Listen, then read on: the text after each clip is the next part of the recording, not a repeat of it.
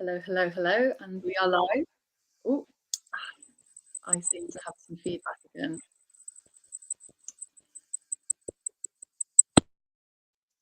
You wouldn't believe us, this didn't happen in the green room.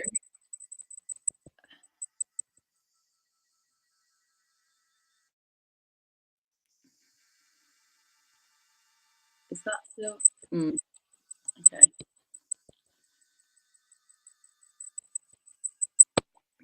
bear with me 1 second. Off to an exhilarating start.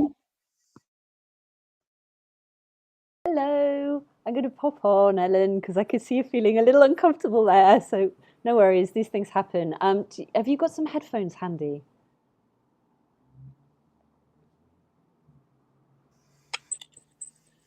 No, they broke for some reason. I'm going to try and bring back. Bear with me 2 seconds. Well, if you need me to, I can pretend to be you. I won't be as good as you, but I can pretend to be you if that helps, if you would prefer that. I can try and jump on, maybe for 2 seconds, and I'll try and jump on a different. Yeah, okay, give it a go. I will do the hostess with the mostess bit until you come back. This isn't a cop-out, sorry. Yeah, okay. All right, well, fantastic. You've got me instead of Ellen. Whoops. Hello, everybody. Welcome to Green Tech Southwest. For those of you that are regular to Green Tech Southwest, you'll know that the next sort of 5 or 10 minutes are just a little bit of a warm-up. The event will officially start at 12:30. This is just a good opportunity for people to say hello in the chat. So Björn, Nawai, hello, welcome. Good to see that you're here already. Please feel free to introduce yourselves in the comments. Let us know who you are, where you're coming from, where you're dialing in from. Björn, I never know if I'm saying your name right or not. Actually, I hope I am. But Björn, you've set the sort of the intro scene really well. You said hello, greetings from Denmark. So it's good to know that you're there. So we've got a really cool show talk today from Chris Adams talking about fossil-free internet. We've got a good number of signups. I think last time we checked, maybe about 120 signups for today. So we're looking forward to a really good event. Okay, cool. And we pronounce the E at the end of the name like Bjarni. Brilliant. All right, Bjarni. Fantastic. I'm probably still murdering your name, but I'm giving it a go. Nawai, hello. Greetings from Barcelona. Thanks for joining us. And James, hello. Good to have you here. Oh, there's loads of you. Fantastic. David, hello from Stuttgart. Fantastic. And from Vienna. Wow. What a European diverse group of Europeans we have today. This is absolutely fantastic. So I see Denmark, I see Barcelona, Spain, Germany, Vienna, Austria. Fantastic. James, I'm maybe guessing you might be from the UK, but tell us in the chat if you are or not. So just whilst we're sort of waiting to start the event officially, just want to say a few little bits of info. So great, James, you are from the UK. Fantastic. Kind of guessed. Want to say a little bit of a thank you to our sponsors. So AdLib Recruitment, Crystal Hosting, and the Sustainable Business Support Programme, which is run in partnership between Bath University and Set Squared. So they all are helping us run these events, and we couldn't do it without them. So a big, big thank you to our sponsors today. For those of you that are maybe new to the topic of green tech, please do have a look at our website, greentechsouthwest.org. We've got all of our past talks on there, so you can access the recordings. We've got slides. It's a really interesting repository of events. This is actually, Mike realised this, we've been running these events for 3 years. Yesterday, 3 years ago, would have been our very, very first event.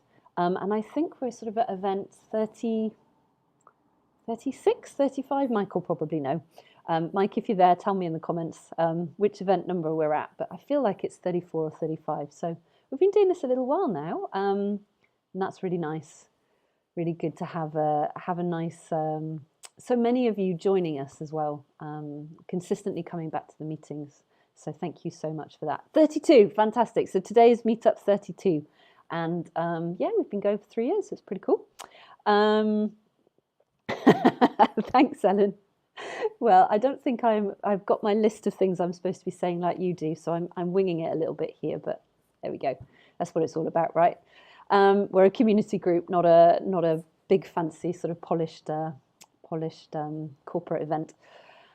So should just mention, if any of you here want to introduce yourself on the screen, we'll have our 60-second slot coming up.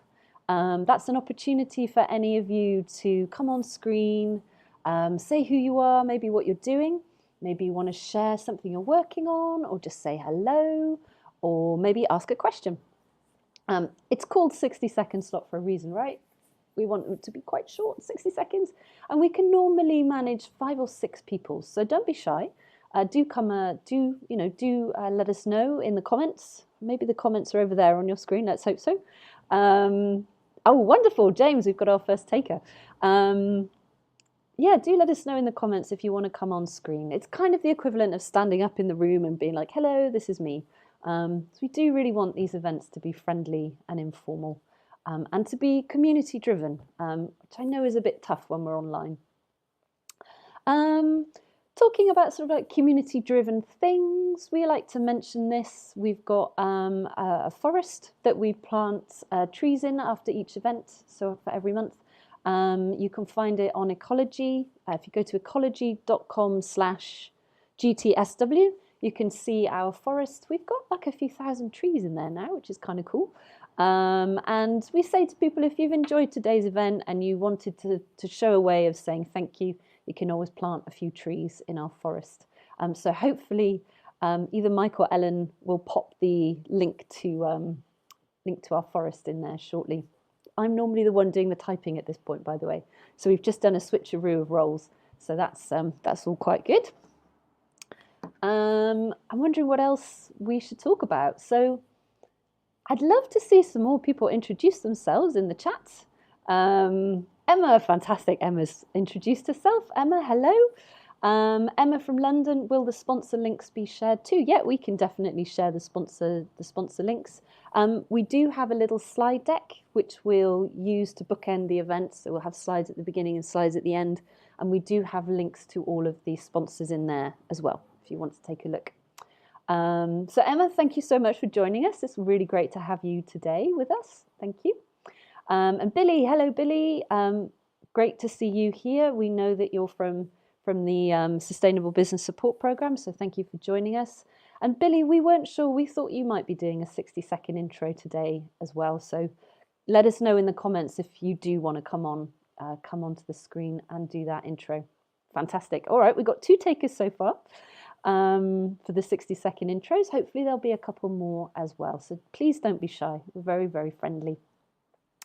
Okay, so I think we'll probably just about get the show on the road.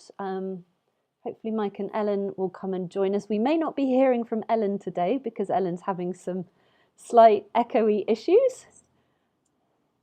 Hi, I'm going to attempt that again. Oh, that's convenient. It's Sounds just fixed itself. Just maybe wasn't in the mood. Ellen, all right. Oh, well, I'm glad. That's good. Do you want to do the slides? Do you want to do the slides then, Ellen? I'm only joking. No. Don't worry. All right, cool. Well, we're at past, and we like to try and start and finish precisely on time. So we are going to officially kick off the event, and I'm just going to pop some slides up on the screen for us to have a look at. Okay, hopefully you can all see some slides. So massive welcome to everyone. We officially kick off February 2023's edition of Green Tech Southwest today. We'll explain who we are and what we're all about in a moment. We've mentioned our sponsors already, but I will just mention them one more time because genuinely without them, we couldn't actually do these events. So a massive thank you to AdLib Recruitment, massive thank you to Crystal Hosting, and a massive thank you to the Sustainable Business Support Program, which is run by Set Squared and Bath University. We'll have a little intro about those shortly. For those of you that are into social media, we do have a Twitter account. I have to say though, given the recent change in ownership, we've been a little bit less active on Twitter than we have before. I'm thinking many of you might be feeling the same if you were previous Twitter users. But we do still have an account and we do post a few things on there. But we've been doing loads more on LinkedIn. And I've put the full URL so you can find and follow us on LinkedIn. And it's a really nice way of finding out what's going on in between meetups and keeping in touch with the community. So let's tell you a little bit about the community. So you can see the three of us on the screen. Got myself, Hannah, got Ellen. Ellen's that way on my screen, so hopefully that's the right way. And Mike on my left. And we are your Green Tech Southwest co-founders and community organisers. You're not really here to hear all about us, so that's all we really tend to say. We have a list of growing volunteers as well, so a big thank you to Asan, Joe, Sam and Tariq, who all do a fantastic job helping us either at the events or behind the scenes. I think Joe will be here with us today live tweeting. So that is one thing that we are still following through on, is live tweeting our events. So you can catch us on there. Hello, Joe, and thank you, because you're, as we say in every event, you're so very, very, very, very good at the live tweeting, and we're all kind of in awe, really, of how you capture all these snippets from our speakers. So thank you so much. If you fancy being a volunteer or helping out with the events, let us know. We'll give you some contact details at the end. So what is this meetup all about? Well, I guess the clue is in the title, right? Green Tech Southwest. We're based here in the southwest of the UK, and we are interested in all things to do with technology and sustainable technology. Specifically, our aim is to showcase a variety of people using tech to solve different sustainability problems using ingenious methods. And we do cover both the positive and the negative sides of technology and digital technologies as well. And there's no perfect solution. Everything's got its ups and its downs. And one of the other really big drivers of what we do here is to support a local community ethos and an open and inclusive ethos as well.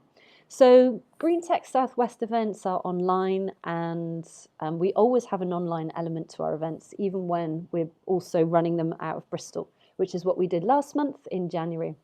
And we're very, very, very grateful to our online community. You got us through the pandemic, and actually this community grew phenomenally through the pandemic. And that was because of all the people joining us from all across Europe and all across the UK. And I think the first 5 people that introduced themselves today were from all over the place, all over Europe. And you're all super, super welcome. And we're really, really glad to have you here. The focus of our events is to serve the Southwest community. But as we mentioned, we're open and available to all.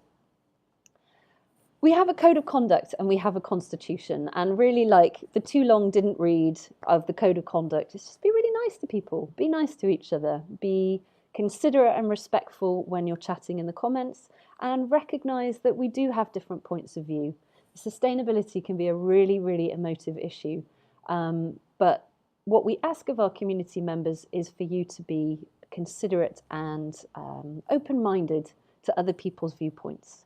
And if you want to see a little bit about our constitution, about why we exist, Mike, I think that was Mike looked like he was typing then. Mike's just shared the links in the chat there in case you want to have a look. So that's what we're really all about at Green Tech Southwest. If you fancy accessing any of our past speaker content, so our slides and videos, you can check out the website greentechsouthwest.org. Okay, so that's enough of a preamble. Now we would love to hear from you, our community. This is where we open up the floor to run 60-second intros. Again, we try and name things so they're clear, like it does what it says on the tin. The idea is that we would love to invite any of you that want to come on screen for 60 seconds to do a quick intro. So maybe you share something like a green tech project or an initiative you're working on. Maybe you ask for help or guidance or ask a question, and people do. And we've had some really, really lovely moments in these events where the community have come together and crowdsourced loads of really interesting information. Or you may want to share some knowledge or a resource. So it looks like Mike has already lined up our first 60-second intro, but I wasn't sure. James, that's who Yes. you are. James, Hello. fantastic, from the UK. You should have done my hair. Sorry. I know, I hate this too. I can see my hair too, and I'm like constantly worrying about it. Your hair looks great, by the way. Thanks. So, fantastic. So, James, you've got 60 seconds. The floor is yours, my friend. Cool, thanks. Yeah, over to you. Yeah, so Jamie or James, I don't mind which, but yeah, I work for Circularity First, and we offer sustainable IT advisory solutions and services, and we help people make more sustainable choices through their supply chain. So when it comes to buying, using, replacing, and disposing of their technology, so more sustainable route to that via remanufactured technology, and we help people keep technology in use for longer. And what do? I'm brand activation, so I look after the company's brand assets, and I'm currently looking after the websites. And I'm using Oxygen. I don't know if you heard of that, but it kind of eliminates. So we've got a WordPress base, but we use Oxygen as an add-on, and that sort of eliminates the bloat and stuff. And an interesting fact, because we've just torn down some of our top lines to work out the carbon emissions involved in the production of them. And you can save around 60% if you choose remanufactured over new, and that's to do with the raw materials, assembly, and transport from cradle to gate. So 60% is quite a massive saving when you look at it like that. That's my drop the mic moment. I'm looking forward to Chris's talk. Thank you for having me. Fantastic, James, Jamie, whichever you prefer to be called. Thank you so much. We've had Louise and Anthony from Circularity First come and give a talk before. And what we'll do is we'll dig that out and pop that into the comments in case anybody wants to follow up. And the other thing we always say is, please, if you've got anything you want to follow up on, James, drop it in the comments. If you've got contact details or a website which you mentioned, the comments are there for everyone to network. Wicked. Fantastic. 60-second intro. Thank you so much. That was great. Next up, we have Billy. Hello, Billy. How are you doing? Hi, Hannah. How are you? Yeah, good. Thanks. Not bad. So, you know the drill. 60 seconds. The floor is yours, my friend. Perfect. Thank you. So my name is Billy, and I am part of the Sustainable Business Support Programme, which is run by Set Squared, but also jointly with the University of Bath. And our programme is funded by the European Development Fund. And it's been established to support businesses to become more sustainable. We predominantly work with businesses in the west of England. However, we have opened it up now to companies that are willing to work within the west of England. So if you're in London or elsewhere, potentially could be a part of our programme. There are two parts of our programme, really, two pathways into it. One is through the sustainability workouts, and that is focuses on the practical ways to grow your company and to become more socially and environmentally sustainable.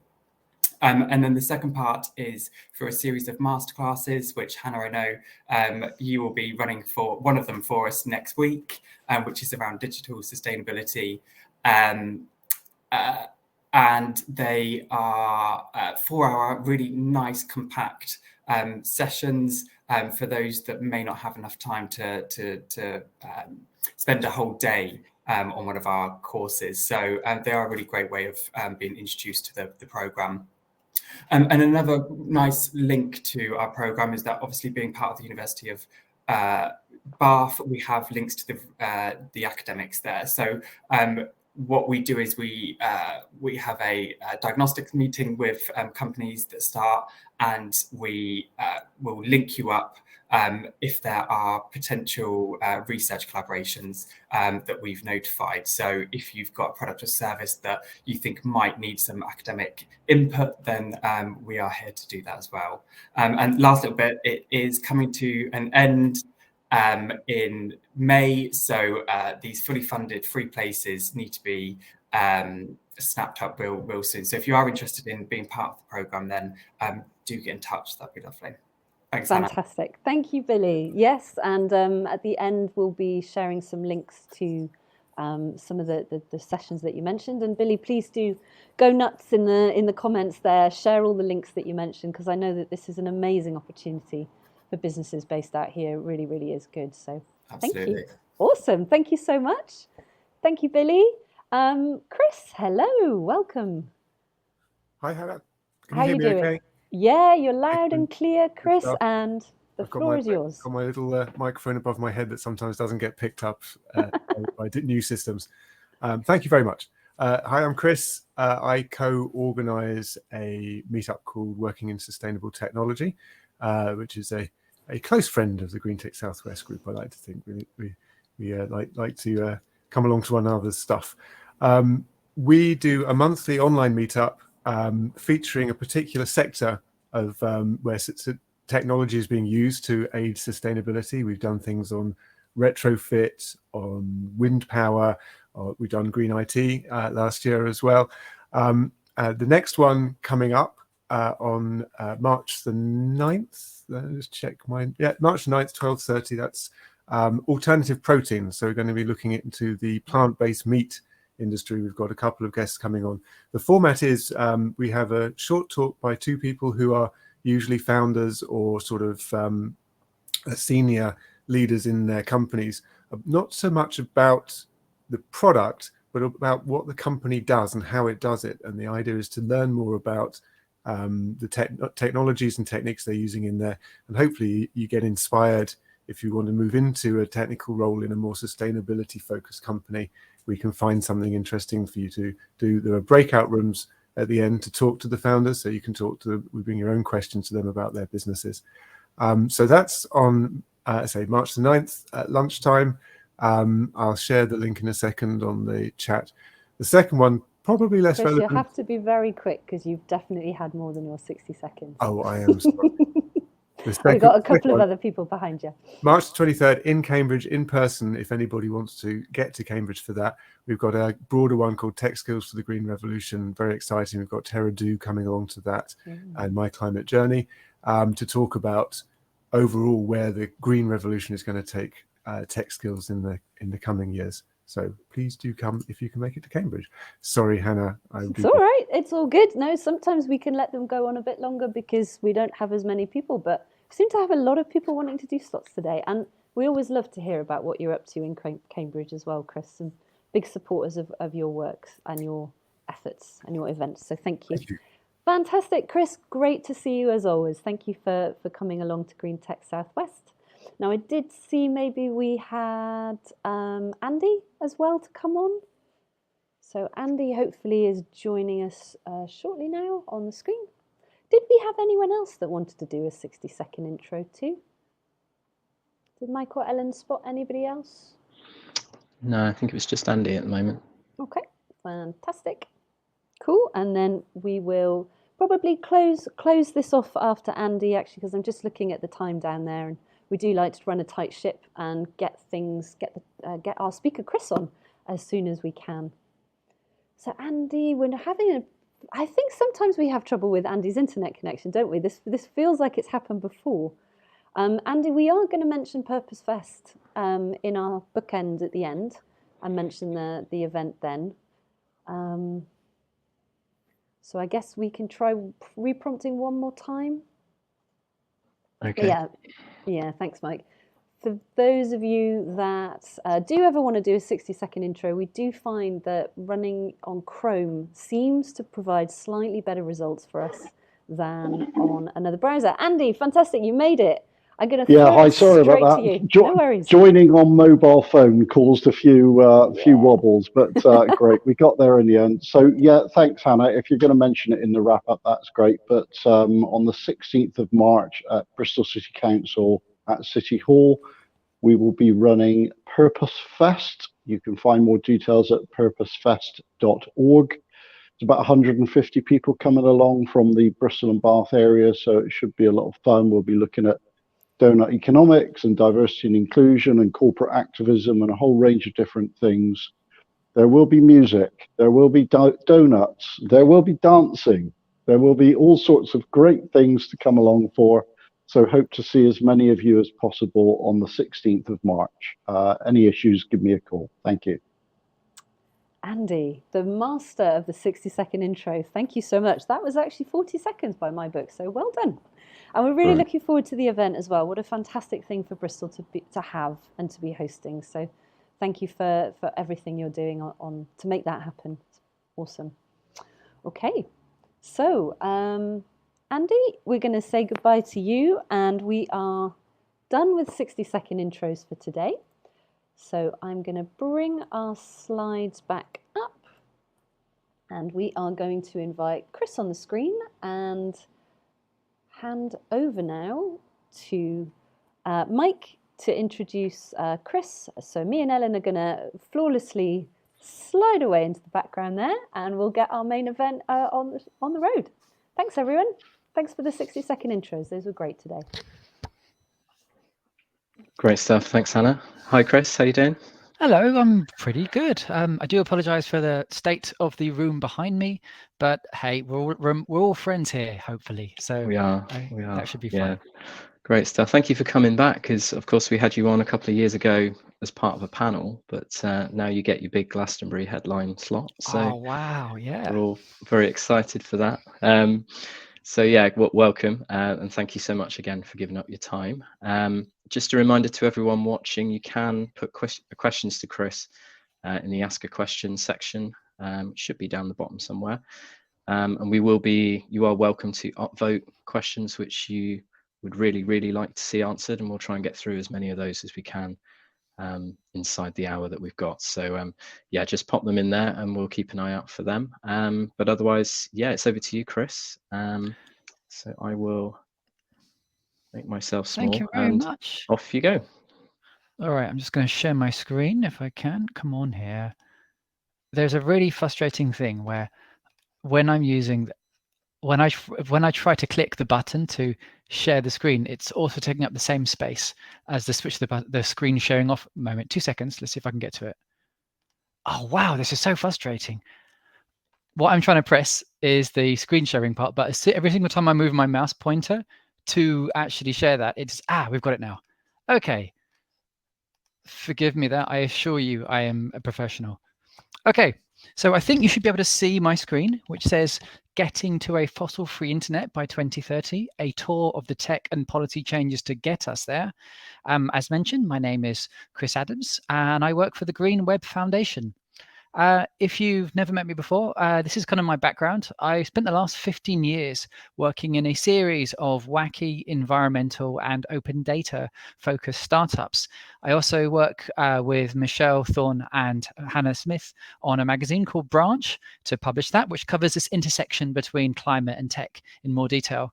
And you can see that one of the things I do now, I work full-time with the Green Web Foundation as the executive director as we track the transition of the internet away from fossil fuels to something much more humane and advanced. I also run a podcast, or I co-host a podcast called Environment Variables, which is all about green software. And these are the ways you can get in touch with me on various forms of social media, including and excluding Twitter and Mastodon and so on. This is what we're going to cover today.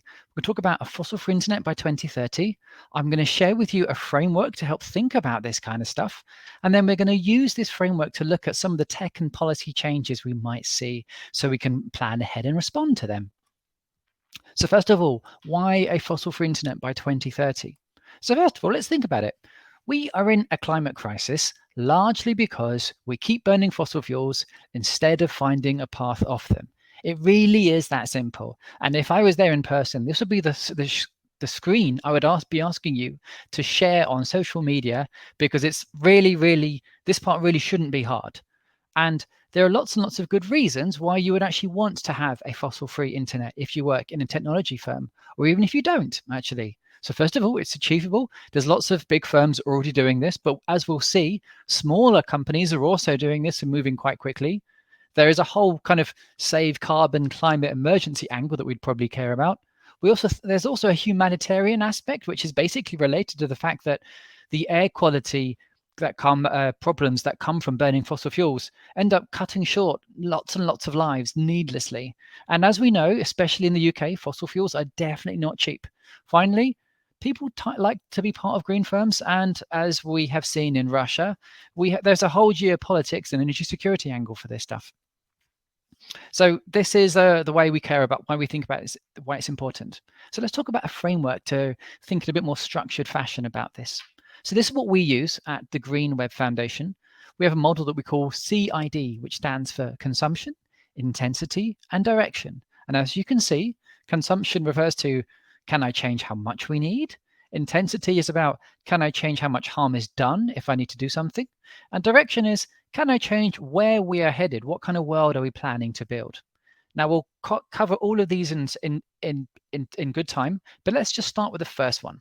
The first of these lenses is consumption. And because our society is largely still based on fossil fuels, using pretty much any kind of resources usually results in some form of carbon pollution and waste. And so to start off with, there are things that we know are important that we need to do.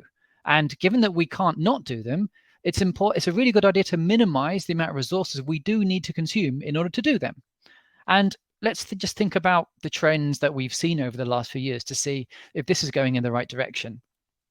So this chart here from Dr. Robert Roeder of Berkeley Earth, an environmental data NGO, he basically shows how environmental emissions have grown over the last, say, 100 odd years, and what kind of change in direction of society we would need to avoid the worst of climate change. And the good news is that 2015, almost every single country on Earth agreed at COP21 in Paris, a global kind of climate conference. They basically said, yes, we really should aim to reduce emissions, and we should aim for well below 2 degrees of warming this century. Now we find out since, and that's what this chart is showing you, this kind of idea of below, whether this kind of downward drop off. Now what we found out since 2015 is that we need to be aiming for not just well below 2 degrees, but we really need to be aiming for 1.5, which is a much more aggressive target. And what does that look like for us, though, in the technology sector? Well, in 2020, a press release was issued by basically an alphabet soup of technology and bodies and organizations at the bottom here, like the ITU, GESI, GSMA, the Science Based Targets Institute. They set these guidelines saying, in order to kind of follow this, we need to reduce the GHG emissions of the entire industry by 45% by 2030. Now remember, this is just 2 degrees, not 1.5. So that means we need to be reducing it by more than 45% by 2030. So once again, how are we doing so far? Now, we don't have the specific numbers for carbon specifically, but we can look at some of the trends. And well, the good news is that we have seen a massive increase in digital technologies, but we haven't necessarily seen the same rise in emissions. So we've increased the number of people using the internet, and we definitely use, those of us who do use it, definitely do use it more. And I don't know about you, but I think I was very grateful for the internet to be there during this pandemic. However, the jumps in energy consumption, as you can see, more or less have not been as large as the increases in usage, with the exception of cryptocurrencies. And to be honest, the less said about that, the better. So I'm not really going to talk too much about that. But why have these figures not been higher? The simplest answer is that Moore's law has been helping us. Now, if you're not familiar with Moore's law is basically this kind of observation that we've seen over the last few decades, where every 18 months or so, the computer chips basically get faster and more efficient over time. And as the tech sector has grown over time, we've basically had this kind of leading edge of more efficient hardware improving the general efficiency of all the technology that we tend to have. And this shift has actually been helping us, but it's not infinite. And what we have seen over the last 10 years is that it's kind of trailed off somewhat. So going forward, we're going to need to rely on improvements in efficiency from new places, as this diagram from the paper in Science illustrates. Now, this paper is a quite cool paper. It's called There's Plenty of Room at the Top. What will drive computer performance after Moore's law? Now, if you're a kind of nerdy type, it's a fun read. And the general argument is that for efficiency gains to keep pace with growth of usage, and to be honest, they need to be going faster because we need to see emissions fall like we saw in those charts, we need to rely on new techniques And this in many ways will put the burden on software people like many of us to actually work in this. So you might see some examples like removing software bloat, tailoring software to use kind of hardware features, maybe processes specifically designed for AI and so on. So you see all these kind of things. So that's kind of consumption. Now let's talk about intensity. Can I change how much harm is done? Now, as Saul Griffiths, the author of Electrify, says, you cannot efficiency your way to zero. If we don't want to be cold, wet, and without Wi-Fi, then at some point there will need to be a minimal amount of resource usage that takes place. Faced with that, we need to think about the harm that occurs as a byproduct of every unit of usage of resource usage that we make. Now, because we use the word intensity here because you can think of multiple dimensions of harm that can occur from, say, depletion of, say, an aquifer for water supply. You can talk about depletion of resources, like the actual things being pulled out of the earth. You can talk about soil toxicity, for example, and air quality and so on. But for the purposes of this talk, when I'm using intensity, I'm talking primarily about carbon pollution, although there are other forms of intensity that we can also talk about. Now, in Germany, where I live, the carbon intensity of electricity is influenced by two things. And because we're talking about electricity, because let's be honest, lots of what we do relies on electricity. There's a lot of wind and solar installed in Germany, but there's also the majority of our power still comes from burning coal.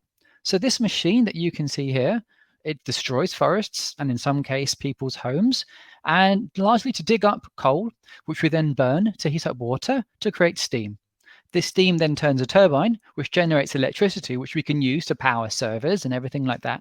But along the way, we lose about 2/3 of the energy through the cooling towers, and we emit lots and lots of carbon dioxide doing this. So for a kilowatt hour of energy generated this way, it has a very high carbon intensity, like you can see here, about 1 kilo. This isn't the only way. An alternative would be to directly harness the energy around us using either solar or wind turbines or geothermal plants and so on. Now, in this case, we're not burning fuels, so we are no longer wasting lots of energy in the form of waste heat, which means there's no need for the kinds of cooling towers and things that you would typically see. Also, the carbon emissions are much, much lower. Even when you factor in the energy used to make solar panels and dispose of them, the National Renewable Energy Lab's figures that you see here show that they're around 17 times lower than coal. So this is why we talk about a fossil-free version of the internet. It's really, really important to think about where the power comes from. And globally speaking, about 60% of the energy we use right now comes from burning fossil fuels. Now, it's important to remember that this is a global average. So in certain parts of the world, the energy is much, much cleaner, and other parts of the world, it's going to be a lot dirtier.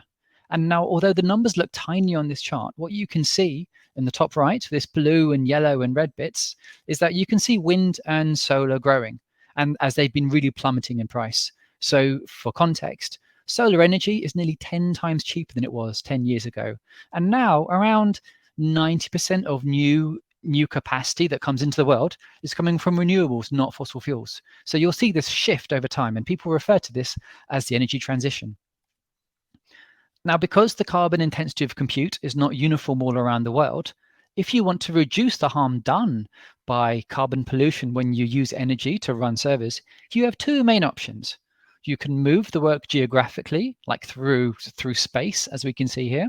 So that's like running something in Iceland or the Nordics, or if you're in the UK, Scotland, for example. Scotland's grid is way, way, way cleaner than some parts of the South England grid, for example. Or because the carbon intensity of changes based on how much generation is coming from clean sources at different times of day, you can wait till it's windy or wait till it's sunny. So that's intensity. Now let's talk about direction, the final part of CID. If you care about open source technology and free software, you'll know there are some very important ideas about how the world should be, I suppose, and that are literally written into the software themselves in the form of open source licenses. So when we work on one project over another, we are working to make one vision of the future much more likely than another one. And you can see this expressed in things like, say, WordPress as having very, very clear opinions about how the internet should really work, for example, or even just like Linux and even the words free software.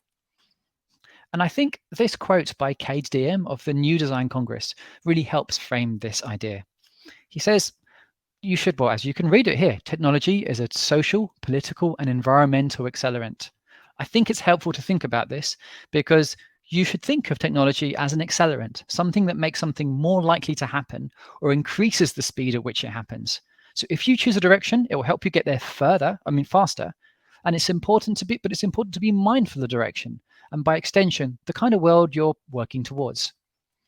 Now, this chart here shows the organizational emissions of a few well-known tech firms as an example, compared to the projected annual emissions from just one deal to help ExxonMobil, a well-known energy company, extract more oil from the Permian Basin in America. Now, this is basically the part of America which has all the kind of gas, fracked gas wells and things like that. So now remember, Exxon, they're a global company that announced last month $150 billion in profit last year. Now, I've linked to the numbers in the Jupyter notebook, but the general consequence of, say, using AI services to, say, help accelerate the extraction of fossil fuels here is roughly around 6 million for this one contract.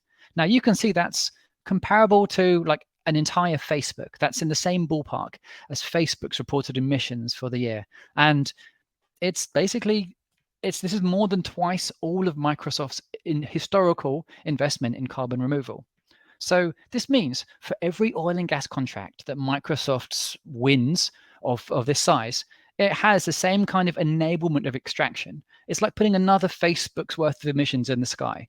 So we can't really talk about sustainability in tech without talking about what it's being used for. It doesn't need to be this way, though.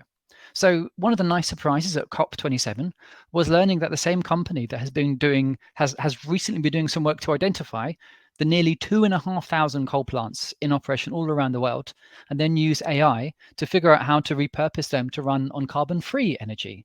So this might be nuclear or geothermal and stuff like that. And they are basically working with a firm called TerraPraxis to basically speed up the design and regulatory approval needed to decarbonize these coal facilities. And the thing that I think is interesting is if you look at this chart on the bottom right-hand side, you'll see like the annual emissions in terms of millions of tons of CO2. So each one of these, even the smallest one, is like 3 Facebook's worth of energy that's being of carbon that's being put into the sky. So taking these offline, this actually has a real significant impact. So let's look at this framework to, say, see what's coming ahead, like policy changes and stuff like that. Now, do you remember that chart I showed you about emissions growing over time? For better or for worse, this idea of reducing emissions to within safe limits has started to be referred to as net zero. And finally, after quite a lot of ambiguity, we're starting to see some consensus about what net zero actually means. These are the guidelines from ISO. They're freely available and they're actually very, very stringent and actually really worth a read in my view. I mean, they're dry because they're net zero standards, but it's worth looking at. And I think that's really interesting because they came up with some really quite strident statements for this. And this is a standards body which has a lot of clout and where they've been working with hundreds of experts for years and years to get this together. And they basically say if any claim, a net zero claim, doesn't actually result in emissions halving by 2030, and if they don't include the entire supply chain, and if you don't really get to call it a net zero target, and they basically say they're not credible. They also say that you need to have some action in the short term. So you need to have these targets within 3 to 5 years, i.e. when your CEO still has a job rather than it being the next CEO's job. So that's one of the things they have. Elsewhere, in Europe, now, again, it's a bit jargony, but the European Union Corporate Sustainability Reporting Directive is a thing which is going to have some kind of quite seismic implications for any company that trades in Europe. Because for any company that trades in Europe, they need to be able to talk about any of their subsidiaries or parts in other parts of the world. So if you have, say, a subsidiary that trades in Europe, but you're based in the UK, you need to be able to report this information. And this comes into play in 2024. So in order for you to basically report for 2024, you need to start collecting data in 2023, which we're already 2 months into. So this is actually going to start driving lots and lots of behavior if it isn't already. And then finally, the IFRS, which is the International Financial Reporting Standards Foundation, they voted recently to unanimously require company disclosures on all of the company's supply chain about their greenhouse gases. This is important because this is basically like the Pope of accounting standards saying, no, this is what you need to do for accounting to be considered credible now. So this is what we have. So let's look at, like, say, where this actually, how this manifests. When we look at consumption, we might see things like emerging sustainable software standards. So in Germany, where I live, there are now standards like the Blue Angel, which is a bit like a kind of certification for software. And in last year, Ocular, which is a PDF viewer, was the first piece of software that was ever certified. In Germany, there's another project called Software, which I think was actually kind of a cute German pun about awareness of software energy usage. That's one thing that the actual German Environment Agency has invested time in.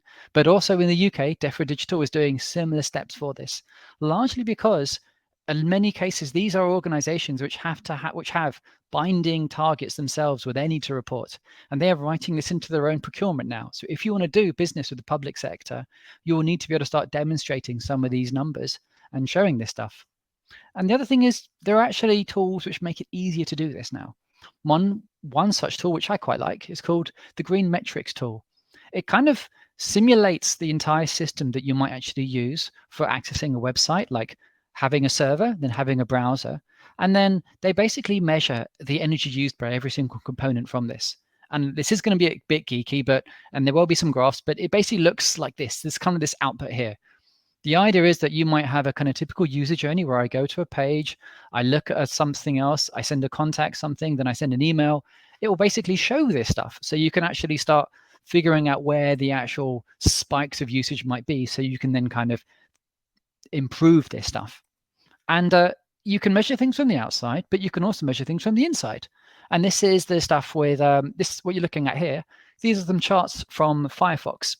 So Firefox, the browser, is open source, and they have these really, really cool tools now where you can actually see specifically what kind of information and what kind of power is being used by what part of a page or what little snippet of code. And we did some work with Firefox recently to kind of plug into this. So now, if you are using the Firefox browser, you can basically get carbon measurements for any part of a page or any kind of snippet of code running in a website. And this is using a library that my organization, the Green Web Foundation, publishes, called CO2JS. So it's a bit unoriginal, but it was taken and we would go with it, basically. So this is one thing that we've been doing as an organization. You can think of it as like activism by pull request. Now, this might give you this idea that, well, should I just be writing everything in the most efficient language possible? And there is definitely a hierarchy where you might write something in one language because it's really, really efficient compared to another one.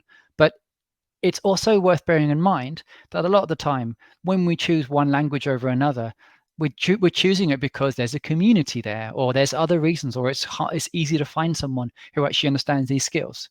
And a lot of the time, you'll often see that there is now a trend that you'll notice where if you might have an easy language, well, comparatively easy language like PHP or Python or something, you'll often see them using under the hood bits of C or bits of Rust and so on. And this is actually a trend that is common in a number of quite high-profile language projects now. One of the most recent ones, which I'll share a link to, is Pydantic in Python, but that's definitely not the only one. It's also worth bearing in mind that when you're trying to figure out where the environmental impact might be in any kind of digital tools, that every single model you might have access to is wrong, but some of them can be useful. And generally speaking, there are kind of two ways of modeling the environmental impact of any kind of digital service. There's stuff on the left-hand side, where you take a very kind of high-level top-down model, which is quite useful to you to get an idea of, or an intuition of where the impact might be. Now, the downside is it probably will overestimate rather than giving you really specific numbers. Or alternatively, you can go bottom up, like you can see on the right-hand side here, where you'll usually have much, much more detail, but you'll often be more likely to underestimate for this. And these are, you don't use one or the other. It's useful to know that you can use one to help you, and then you use them together. And for context, I showed you some super detailed figures for Firefox, for example. But the reason we even started having those conversations was because before, what Mozilla did was they looked at the environmental impact of all of their services in the last 2 or 3 years. And when they looked at the environmental impact from product use, it was off the charts, really, really, really high. Now, it turned out that the way they were measuring that wasn't quite so precise. They were looking at the whole computer rather than just the part that Firefox is responsible for. And that's why we ended up doing some much more detailed stuff, because they realized, like, oh, wow, this is something I should be paying attention to. Now I can actually start zeroing in to come up with a better number. So it's okay to start with a high level number to give you to let you know where you should be spending more time later on. And you don't need to start with these really, really specific, in many cases, quite imposing figures. All right. So that's consumption. Let's talk about intensity. Can I change how much calm is done by the electricity that I'm using? Now, as you might be aware, renewable energy from wind turbines or solar panels depends on the sun and the wind, and they don't always blow and the sun doesn't always shine. Data centers, however, normally run 24/7. So how do you power something that's on 24/7 with variable, kind of intermittent energy? The truth is that most of the time we rely on averages. So when Google say they already run on green energy and have been doing so for the last, say, 10 years, what they're really saying is that they've used the same amount of energy as they've used the same amount of energy as that they've paid for from green sources over the same year. Now, is this enough? Well, it's not quite that simple. And the kind of mental model I would share with you that I think is quite helpful is that, well, you know how everyone is supposed to get between 6 and 8 hours of sleep, right? So over a year, if there's like nearly 9,000 hours in a given year, that means you should probably get around 3,000 hours of sleep each year.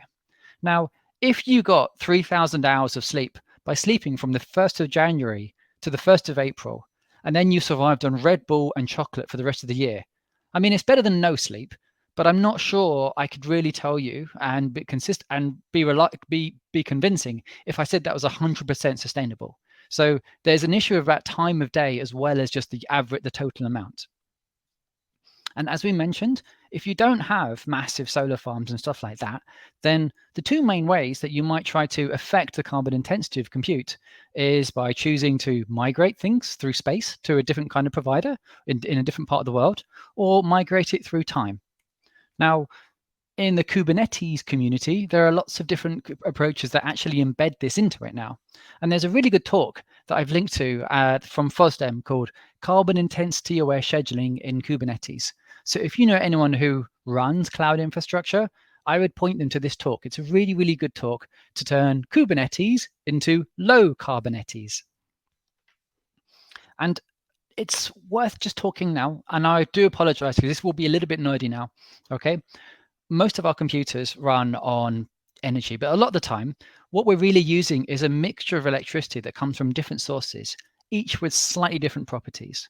So if you might have, say, a solar panel connected to a data center, it'll be very low carbon, but you won't have very much control over when the power is fed in because it depends on the outside environment being sunny, for example. And if you ever use a laptop, you've used energy storage, the electricity been coming from batteries. So you might not have thought about how clean or dirty the energy was, but it's important. It's been useful for it to be dispatchable, as you can see. Like you get to control when you use it. That's what dispatchable means here. Now that's kind of intuitive because if you had a laptop that would only ever run on on-site renewables, for example, it wouldn't be that very useful. But there's a limit to how much capacity you actually have. Then finally, there's grid. Grid energy is stuff which is sometimes grid energy is clean, sometimes it's dirty, and you normally can rely on it being there, but there are some restrictions there, like the cost of gas and the actual local grid. And these three forms of power are what kind of drive most computing these days. And with that in mind, let's just have a bit of a think about how we use and consume cloud computing services. Most of the time these days, we don't necessarily pay for a physical server. We will pay for maybe a cloud server or something like that. And what that means is that someone's taken a big physical server, they've kind of abstracted the underlying hard drive and computers and things into virtualized resources. And what they've then done is actually redistribute these or recompose these into a particular virtual machine that is really well suited to a job you might need to do. So you might have lots of storage, but not much memory in one. You might have lots of compute power, but not too much storage in another one, and so on. And this kind of virtualization allows you to make much more efficient use of the hardware. And also it allows you to respond to changes more easily. Now, the technical term for this is bin packing, but you can think of it a little bit like Tetris for computing jobs. That's the way that I think about this stuff. And one of the most interesting ideas I've come across so far is that you can probably do this stuff with computer in it, with energy as well. And this concept called an ecovisor is really important. It's like the kind of power equivalent to a hypervisor, which is what we were talking about before with virtualization. So computers, as we know, they currently see power as one stream where you just have, regardless of where it's coming from, it's just power. But if you virtualize the grid and you kind of think of that power as, say, grid, renewables and energy storage, then you can allocate these resources to different kind of virtual machines in the same way. Because not every machine needs to always needs uninterruptible power. In some cases, you might care about having just low carbon power at certain times. And this is the work that is coming from ecovisors. The idea is that you will basically compose the amount of power that's coming into any kind of infrastructure and share it out in a kind of virtualized form like this. And this means that things which can be kind of scaled down or up when there's energy available, you can do that. And other things, and it allows you to basically do more, do more when there's lots of green energy and lots of available to you, and do much less when the electricity that is available is going to be quite dirty by comparison. Now, the thing that's kind of interesting in this paper is that they basically, the folks who built this and spoke about this, they shared an open source version of this, but they also described a kind of API for anyone to implement who runs any kind of cloud platform here. And the idea is that every minute or every, say, few seconds, you might have something which kind of runs and sort of falls out this information. And based on that, you might have a computer which you might have programs which might scale back their usage or increase the amount of usage of their resources available to them to stay inside a carbon budget. And this paper talks about how they used it with the Wikipedia website, because Wikipedia, the underlying organization, share all their stats. So they can do these kind of experiments. And they were basically able to demonstrate running Wikipedia within a carbon budget and still making it respond on time, but making it measurably quite a bit greener, and making sure that most of the time you're using either stored solar energy or you're running on battery that has been stored, that's been charged with solar energy rather than the grid. I'm going to skip past this stuff here as well, because you can do things related to networks as well, basically, and I'm running a bit behind time on this one. So I'll skip over these parts here, but there's a lot to talk about here as well. The thing I'm just going to touch on here is that, again, this stuff exists. And if you follow these links, you'll see a lot more information there as well. The final thing I'll talk to you is about direction. Can I change where we're headed for this? Now, this is what we do at the Green Web Foundation. We work towards a fossil-free internet by 2030. And we do this because we think the internet should be a global public good, healthy for the planet and for the people who use it. But is this actually doable? I think yes, it really is. Now, this is the National Grid in the UK talking about how for significant periods, just by 2025, they'll have an entirely fossil-free grid. Now, that's not exactly the same, because there are, as we know, the wind doesn't always blow, and there's not always sun, for example. But if you look at the amount of battery storage and stuff that's being deployed right now, you can see what's being built right now. You can see this massive backlog that's just waiting to be deployed if policy changes. And if you look at large firms, you'll see that large firms are also really into this idea of an entirely fossil-free internet by 2030. This is Google talking about this, saying, yeah, we think it's hard, but we can do it. Now, this is Microsoft saying, yeah, we think it's hard, but we can do it. They don't use the same language, but it's essentially, as you can see, all of their power, all of the time, coming from zero carbon purchases. Now, when I saw this, I thought, wow, that's really, really cool. 2030, is that as fast as we can move? Now, this company here, Peninsula Clean Energy, they're a community choice aggregator based in California. So they're basically like a non-profit energy firm. They've basically said, oh, well, it's 2023, we're already at 99% 24/7 matched already. We reckon we can do it by 2025. And in fact, here's our white paper showing how we can do this in California. And not just that, they shared all the models for how they actually purchase energy to make this possible, again, to get there. So this makes me realize that you can probably move faster than that. And working for a 2030 is actually doable and desirable. Now, in Europe, where I am now these days, one thing you've seen is that over the last year, Europe has largely kind of got off of fossil fuels. Now, there are some reasons, there's some caveats to that, because essentially Russia, to an extent, switched off Nord Stream. So they kind of had the decision made for them. But one of the corollaries of this is that a bunch of the money that was going to be spent on basically paying for gas is now available for speeding a transition to renewable energy. So you do actually see this stuff. And I feel like this makes me think that we can actually push for this and get there. Now, I think this makes me realize that I think this is worth fighting for. And I think it's actually doable. And this gives you an idea of like the policy changes that are really kind of creating some kind of tailwinds for this kind of stuff. So let's do a recap, because I'm a little bit over time and I do apologize for that. I shared a model with you for thinking about digital sustainability called CID, consumption, intensity, and direction. And as you can see, it's about, can I change how much we need? Can I change how much harm is done? And can I change where we're headed? I also spoke to you about the appeal of a fossil-free internet and why it's important. This is the slide you might share with your boss, for example. It's achievable, as you've seen. We know it saves carbon. There's a climate emergency. We know it saves lives, and we know it saves money if you've ever paid for a gas bill in the UK in the last 18 months. And as you know, it keeps people wanting to stay with your firm. And there are all kinds of energy security reasons for it as well. I think that's me going a little bit over, but this is what we do. If you want to know more, we publish open source code and open data in this field, and we do provide training and consulting for this. This link is actually available here because this was a adjusted talk, but I'm online as Mr. Chris Adams on Twitter and on Mastodon Social, and this is my email address. And I think that's me, folks. All right, I'm going to stop sharing my screen, and hopefully that should be me. Fantastic. Thanks very much, Chris. All right. Sorry that went over a bit, folks. No, that was absolutely brilliant. So yeah, loads and loads of information in there. I love the idea of low carbon ETs. That sounds brilliant as well. So if we can get an applause from anyone watching, that would be great. I think there are some emojis coming through. Yeah, there we go. Yeah, really, really fantastic. And yeah, Chris's slides will be available after, once Ellen has wrapped everything up, maybe tonight or tomorrow.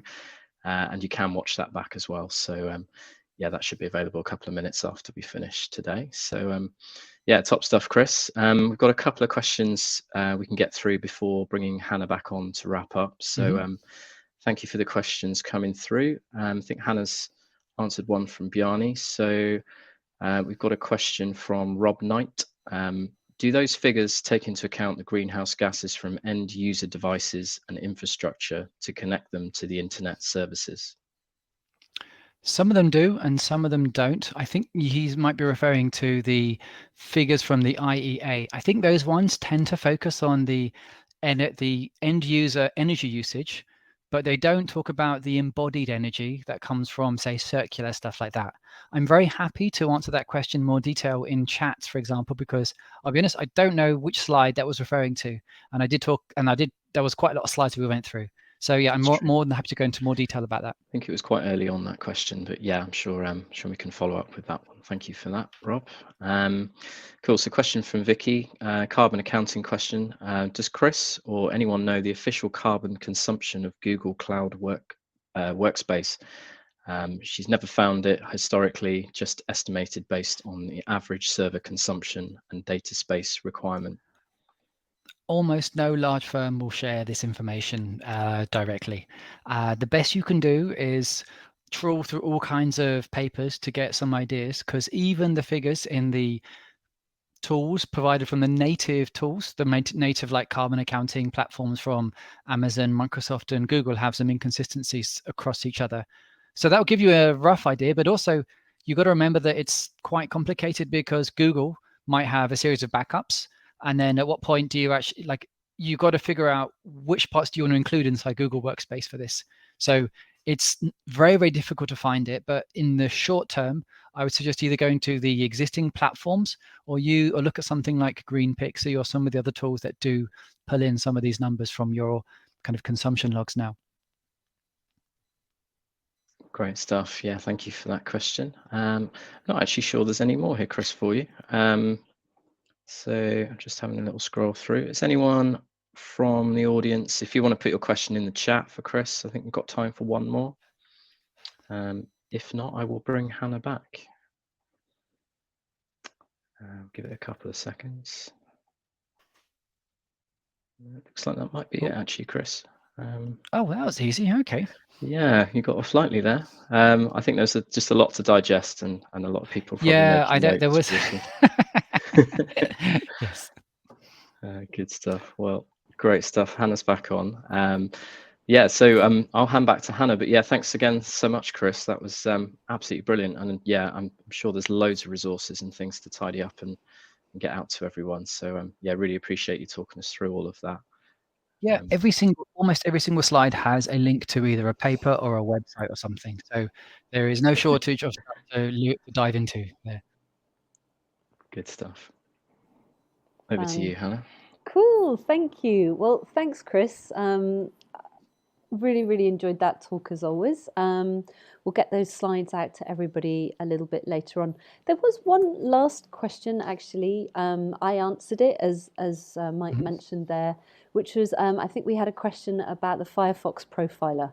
And Yes. were there any easy guides? Now, I shared Fershad's writing because I know Fershad wrote something on that. I was just wondering if there was anything else you were aware of that we could add there. So I did a version of this talk recently at FOSDEM, which is this big open source conference in Brussels. And there were 5 talks all about how to use the Firefox profiler to get some specific numbers. Firefox is not the only one that does this. Google Chrome and Microsoft Edge also have this. But if you want the carbon numbers, Firefox is the only one that has it right now. And I've shared one link to one of the talks, but I would suggest Googling FOSDEM Firefox profiler. There'll be loads of information there.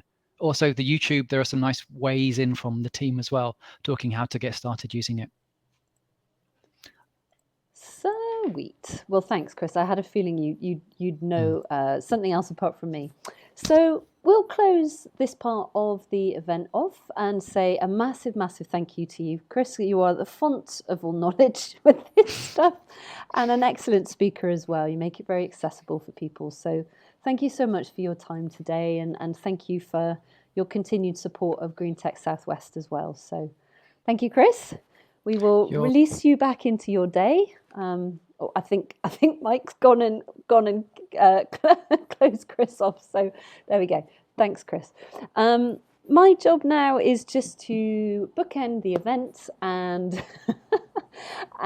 just wrap up. As we mentioned there at the beginning, the Green Tech Southwest is a community that we think exists and we hope exists between events as well. I know certainly a lot of the connections and events and things. I don't know where I was going with that. Anyway, we hope that our community exists between events. And one of the ways that we like to do that is to tell you about other cool things that we think relate to this topic. So I'd like to share a few events and networks and things with you. For those of you that aren't based in Bristol, if you're interested in green tech and you want to learn more about this stuff, particularly green digital, I would highly recommend having a look at climateaction.tech. Or fondly known as CAT. It's a global community of over 8,000 tech sector workers. Chris is actually one of the organisers. I'm also a volunteer with that community. And actually CAT is how Chris and I met as well. So it does create a lot of very great connections there too. So I really recommend having a look at CAT. For those of you that are based in Bristol, we are lucky enough to have a Future Leap Network, also known as Future Economy Network. They're one of the largest green business networks in the UK. They have tons of events. Many of them are online as well. So they're a really, really good network to take a look at. A couple of other things. These are all sort of Bristol Southwest based things. If you are in Bristol, have a look at the Green Mingle, which is the Bristol Green Capital Partnerships monthly networking event. That's this Tuesday in the evening. Mike always goes, so you might see Mike there this Thursday. And when I was based in Bristol, I would always attend as well. It was a really, really good thing. Andy Hawkins came on and told us a little bit about Purpose Fest already. So just a reminder that that is on the 16th of March. And also mentioned in the 60-second intros is the course that I'm running next week on the 7th of March, all around digital sustainability and what you can do to reduce your impact. So talking about a lot of the stuff that Chris touched on there, but going a little bit deeper. So well worth checking out if you're based in the region. For those of you that aren't based in the Southwest, we didn't want to exclude you. We also have a few podcasts that we thought might be of interest. There is the Tech for Good Southwest podcast, which is sharing Tech for Good stories from across the Southwest. Being a podcast, is accessible to all. And I think Albie might have popped up in the comments in our attendees a little bit earlier too. Albie, who has come along to quite a few of our events, is also regularly, fortnightly, recording a podcast called Degrees of Freedom. I know Mike's been listening into that. Mike's a big podcast listener and highly recommended it. So we wanted to share that to you. So the idea of that podcast is that Albie and his friend Ellie are sitting down to explore the ways that we can all benefit from tech and innovation changes. So well worth having a look at. Chris also mentioned the Environment Variables podcast that he hosts as well. So there's plenty of content out there. In terms of the next events for us, I am so stoked to be introducing Professor Deborah Andrews at our next event. Deborah is based in London and she's going to be talking about the work she's been doing on something called SEDACI, which is the circular economy for the data center industry. Deborah is absolutely incredible. I can't believe she said yes and agreed to come and speak for us. We are in for a real treat. So that will be the same format as today, but it will be on a Thursday the 30th of March, 12:30 to 1:30 UK time. You really don't want to miss hearing Deborah speak. She is amazing. Following that, we're going to be back to hybrid. So that will be a mix of online and in person. That's Thursday the 20th of April. If you're in Bristol, come and join us at the Engine Shed. Otherwise, if you're not able to make it in Bristol, come and join us online. We put as much effort into the online experience as we do the in-person experience. So we hope that for those of you dialing in, you'll feel just as welcome and involved as those people in the room as well. And we'll be hearing from Aisha and from Adam. And those are two speakers that we've been really, really keen to hear from for quite a while. We've also got May's event in the Pipeworks. That will be all about plastics, but we didn't want to tell you too much too soon. Keep an eye on our meetup page. So your feedback means a lot to us. If there's anything you think we could have done better in today's event or anything you particularly enjoyed, do email us. I did notice a couple of emails come in whilst the event was happening. So thank you to those of you that emailed us. You can find us greentechsw@gmail.com. or find us on Twitter or LinkedIn as well. And last but not least, we mentioned this at the beginning, we do have an ecology forest where every month we donate a small amount of money to help offset the emissions that we create from this event. We really like ecology. We think that they invest in really high quality, meaningful carbon reduction schemes. So well worth checking them out if you're not aware of them. They were a sponsor of ours for a little while as well. So you can go along to ecology.com/GTSW and check out our forest. And if you want to show a bit of appreciation for today's session, sometimes people want to buy us a pint if we're in person. Obviously we can't do that so easily online.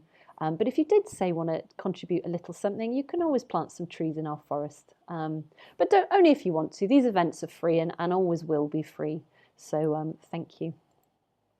And yeah, so wrapping up, I'm so stoked to see some of the chit chat going on still in the comments there. Please, even when this event ends, you're very welcome to stay and continue the chat, and continue the conversation. And don't forget to share contact details with one another if you want to take those conversations away. But for those of you that are still with us, I can still see a good 40 of you have hung on to the end here.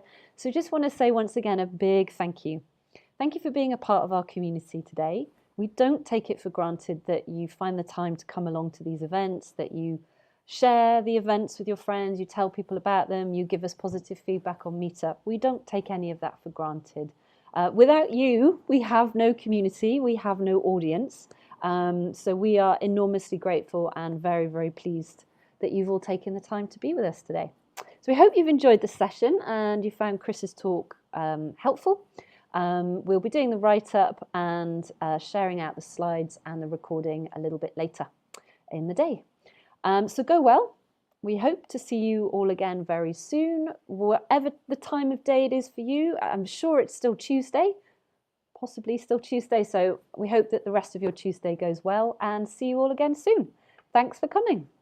Bye for now.